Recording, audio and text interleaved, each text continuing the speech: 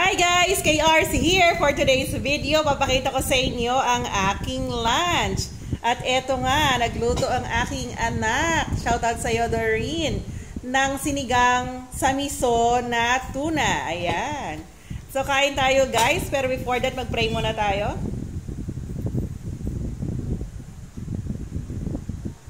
Ayan, kain na tayo. Galing ako ng school. Medyo kakauwi ko lang.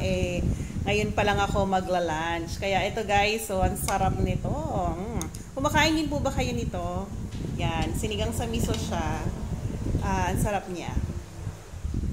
Diba? Masarap kumain ng may sabaw pagkagaling mo sa work. Ayan. At ang ginamit namin ditong portion is yung ulo. Ayan guys.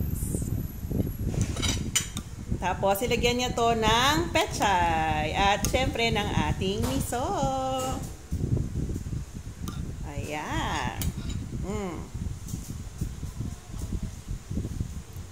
Kain po tayo. Harap. Na-miss ko to. Naalala ko to yung lola ko. Favorite niya yung nata nito.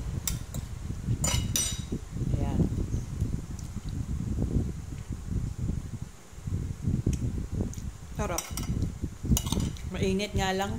Kasi kaiinit lang. Kayo po ba nung lunch nyo ngayon? Try nyo rin po ito. Sarap siya.